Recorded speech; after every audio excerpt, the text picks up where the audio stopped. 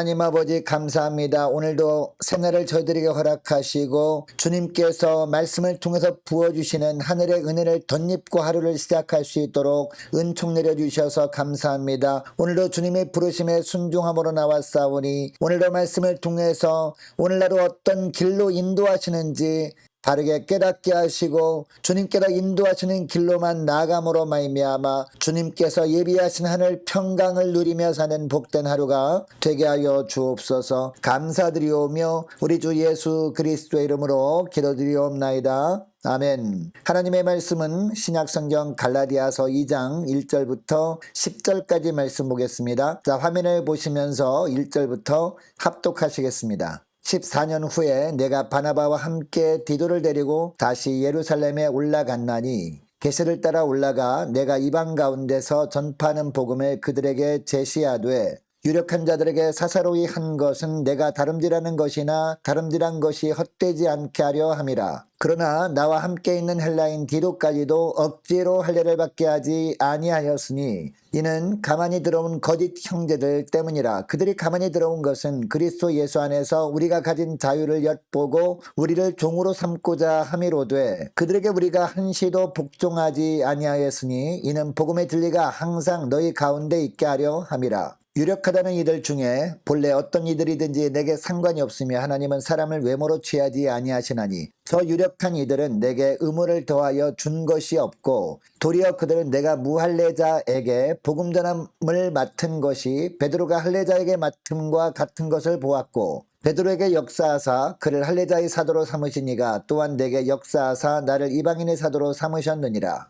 또 기둥같이 여기는 야고보와 게바와 요한도 내게 주신 은혜를 알므로 나와 바나바에게 친교의 약속을 하였으니 우리는 이방인에게로 그들은 할례자에게로 가게 하려 함이라. 다만 우리에게 가난한 자들을 기억하도록 부탁하였으니 이것은 나도 본래부터 힘써 행하여 왔노라. 아멘. 할렐루야. 금요일 새날이 밝았습니다. 오늘도 주님께서 인도하시는 대로 주님께서 말씀을 통해서 이끄신 대로 따라가심으로 말미암아 주님께서 예비하신 하늘의 신령한 축복된 하루가 되길 원합니다. 여러분, 우리는 갈라디아서를 통해서 참 복음에 대해서 살펴보고 있거든요. 여러분, 참 복음이 무엇입니까? 예수 그리스도의 십자가 대속으로 죄사함 받아서 구원받게 된다는 것입니다. 여기에 다른 것이 첨가되면 안 되는 것이죠. 여러분, 물론 이 복음의 내용은 결코 변질되면 안 됩니다. 온전한 십자가 복음이 전해져야 합니다. 그런데 그 복음을 전하는 도구는 다양할 수 있음을 인정해야 합니다. 복음은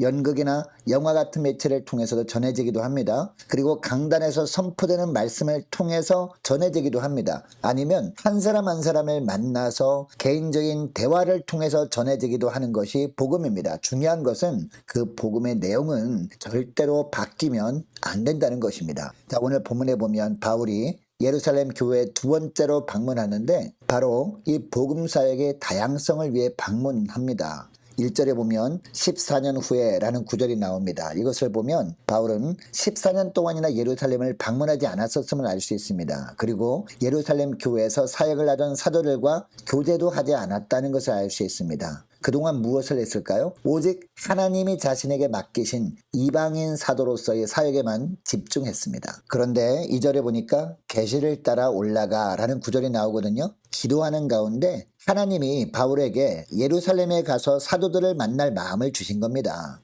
여러분, 물론 바울은 자신이 하는 이방인 선교 사역을 예루살렘에 있는 사람들에게 인정을 받고자 하는 마음은 조금도 없었습니다. 왜냐? 2절 하반절 말씀해 보니까 자신이 그동안 이방인 전도 사역을 위해 다름질한 것이 헛되지 않게 하려고 그렇게 한 겁니다. 다만 바울은 자신에게 하나님께서 보내주신 이방인들에게 어떻게 복음이 전해졌는지 알려주고 싶었던 겁니다. 그에게 중요한 것은 오직 복음뿐이었습니다. 복음이 전해지는 데 도움이 된다면 바울은 숨기도 하고 드러내기도 했습니다. 올라가기도 하고 머물기도 했습니다. 오직 바울은 자신의 삶의 목적을 복음이 전해지는 것에 두었던 겁니다. 여러분, 바울을 통해 복음이 전해지길 원하셨던 하나님은요, 오늘날 우리를 통해서도 복음이 전해지길 원하고 계십니다. 바울처럼 나를 통해 복음이 전해지는 것을 가장 소중한 가치로 여기는 저와 여러분 될 수 있기를 원합니다. 복음이 전해지기만 하면 낮아져도 기쁨으로 여기고 조금 손해를 보더라도 감사함으로 여길 수 있을 때 비로소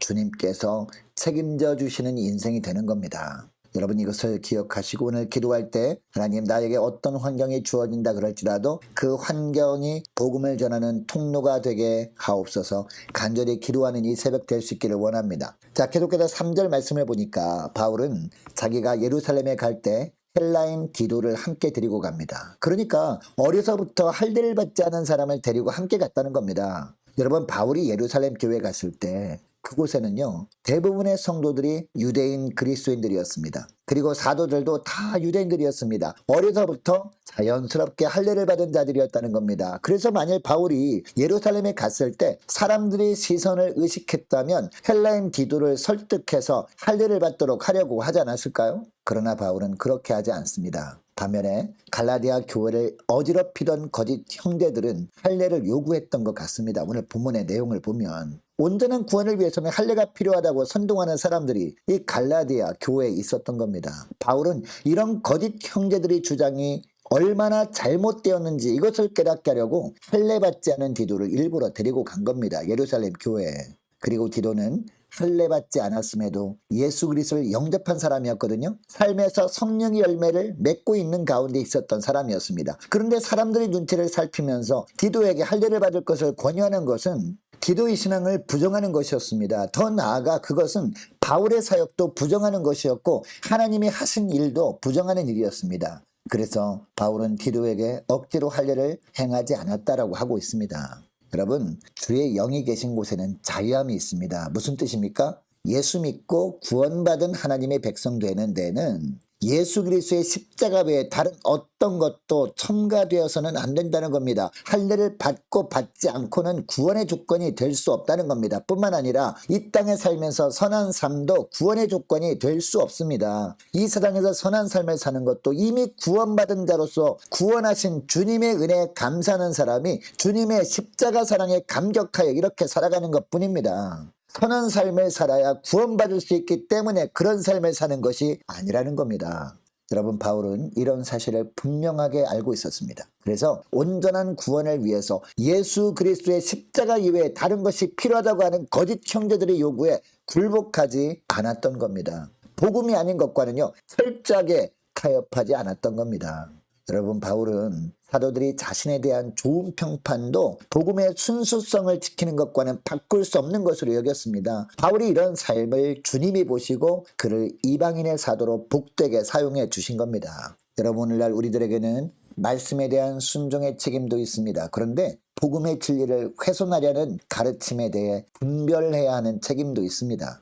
교회 안에서 세속주의에 대해서 잘 분별함으로 말미암아 복음의 순결을 지켜야 하는 책임도 우리에게는 있습니다. 여러분, 우리에게 예수 그리스도만으로 충분하지 않다고 생각하는 순간 우리는 어떻게 될까요? 바로 율법이 종이 되어버리는 겁니다. 그리고 돈이든 권력이든 그것들이 종으로 전락해버릴 수 있다는 겁니다. 이것을 명심할 수 있기를 원합니다. 여러분, 오늘날도 주님은 한 사람의 바울을 찾고 있습니다. 사람들의 눈치를 보고 사람들에게 좋게 하여 그 사람들에게 좋은 평가를 받는 것보다 복음의 순수성을 지켜나가길 원하는 오늘날의 바울을 찾고 있다는 겁니다. 주님께서 저와 여러분이 바로 이런 삶을 사는 현대판 바울이 되길 소망합니다. 그래서 복음이 점점 변질되어가는 이 시대에 십자가 복음만 붙들고 또 간직해 나가는 저와 여러분 되시기를 주의 이름으로 축복합니다. 자, 오늘 말씀을 기억하고 이렇게 기도했으면 좋겠습니다. 하나님, 어떤 환경이 주어져도 그 환경 속에서 복음의 통로로 살게 하여 주옵소서. 사람들이 평가보다 복음의 순수성을 지키는 것을